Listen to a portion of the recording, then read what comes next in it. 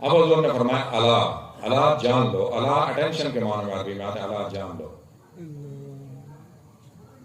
فاعبدوا ربکم، اپنے رب کی عبادت کرو، اللہ واحد کی عبادت کرو، لا شریک کی، اور کسی کی عبادت نہیں کرنی، نہ اللہ کے ساتھ شان میں، نہ ذات میں، نہ صفات میں کوئی شریک نہیں ہے۔ فاعبدوا ربکم، اپنے رب کی عبادت کرو۔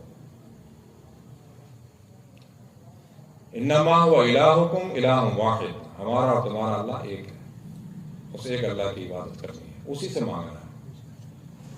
وصلوا خمسکم، اور 5 وقت کی نماز پڑھو۔ یہ 5 نمازیں معراج میں نبی کریم صلی اللہ علیہ وسلم کو تحفہ کے طور پر دی گئی تھی۔ تمام احکامات زمین پر آئے ہیں، نماز آسمان پہ ملی ہے، حضور کو دی گئی معراج میں 5 نماز۔ اس سے پہلے 2 نمازیں ہوتی تھی، صبح اور شام کی حضور پڑھا کرتے تھے۔ معراج میں 5 نمازیں دی گئی، حضور نے فرمایا صلوا خمسکم، 5 نمازیں پڑھو۔ اب نماز کو قائم کرنے کا حکم ہے، واقیموا الصلاۃ، نماز کو قائم کرو۔ نماز قائم کیسے ہوگی؟ جب باقاعدگی سے 5 وقت نماز آپ پڑھ رہے ہیں تو نماز کو قائم کر رہے ہیں۔ ایک پڑھ لی فجر کی، کبھی عصر کی، کبھی جمعے کی، تو آپ نماز پڑھ رہے ہیں، نماز کو قائم نہیں کر رہے۔ اور نماز ایسی چیز ہے جو نابالغ پر بھی فرض ہے۔ روزہ بالغ پر فرض ہے، زکوٰۃ بالغ پر فرض ہے، حج بالغ پر فرض ہے۔ نماز واحد ہے جو نابالغ پر 10 برس کا بچہ ہو جائے اس پر نماز فرض ہے۔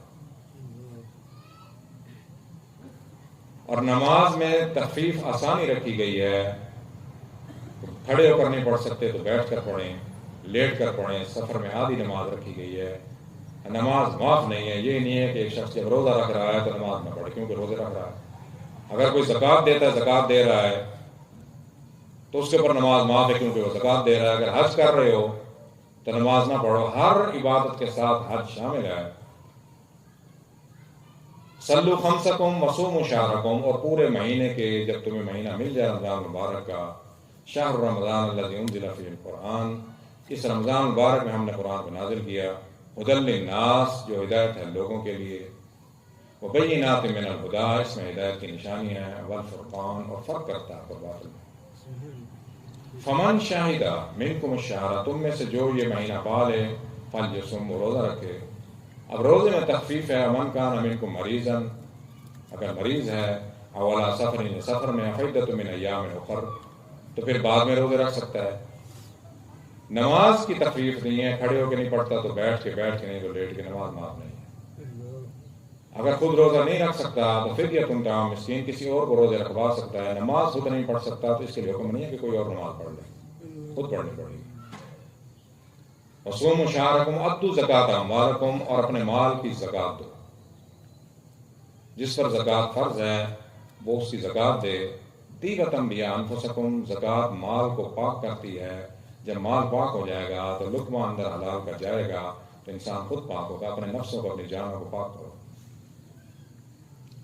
وحجوا بیت ربکم، اور اپنے رب کا حج کرو، اپنے گھر کے رب کے گھر کا۔ ان اول بیت وضع للناس، لوگوں کے لیے سب سے پہلا گھر یہی ہے، ببکۃ مبارکا، مکہ میں، وہدی للعالمین، تمام جہانوں کے لیے ہدایت ہے، فیہ آیات بینات، اس میں نشانی ہے، مقام ابراہیم، ابراہیم علیہ السلام کی کھڑے ہونے کی جگہ، جس پر کھڑے ہو کر انہوں نے کعبہ تعمیر فرمایا۔ ومن دخلہ کان آمنا، جو اس میں داخل ہو گیا وہ امن میں آ گیا۔ حد حرم کے اندر اپنے دشمن پر بھی ہاتھ نہیں اٹھا سکتے کہ امن والا شہر ہے، امن میں آ گیا۔ وللہ علی الناس، ہم نے لوگوں پر اپنے گھر کا حج کیا ہے، من استطاع الیہ سبیلا، جو استطاعت رکھتا ہے، جس کے پاس مال ہے، جس پر زکوٰۃ فرض ہے اس کے لیے حج ہے، جس پر مال نہیں ہے اس کے لیے حج نہیں ہے۔ جو استطاعت رکھتا ہے اس کے لیے حج ہے، وہ حج کرے۔ آخری جو حکم ہے نبی کریم صلی اللہ علیہ وسلم فرمایا وہ حج کا حکم ہے، حجوا بیت ربکم۔ اس کے بعد کیا فرمایا؟ وَأَطِیعُوا وُلَاةَ أَمْرِکُم، جو وقت کا حکمران ہے اس کی بات مانو۔ تو اللہ تعالیٰ نے فرمایا یا ایھا الذین آمنوا، اے ایمان والو، اطیعوا اللہ واطیعوا الرسول، اللہ اس کے رسول کی اطاعت کرو، وَأُولِي الْأَمْرِ مِنکم، اور وقت کا جو تمہارا حکمران ہے اس کی بات مانو۔ یہی بات حضور نے فرمائی، وَأَطِیعُوا وُلَاةَ أَمْرِکُم۔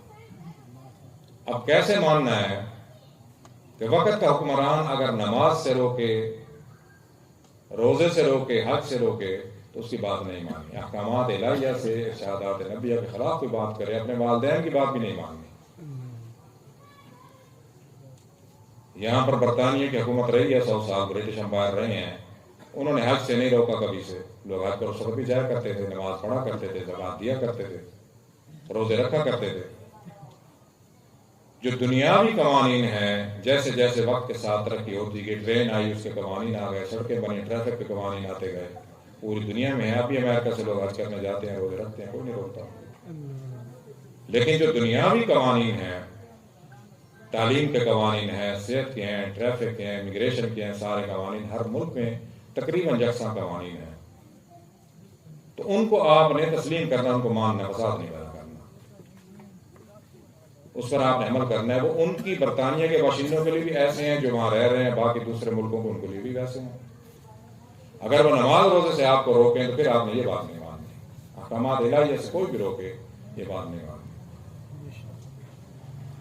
تدخلوا جنت، حضور نے فرمایا تم جنت میں داخل کر دیے جاؤ گے۔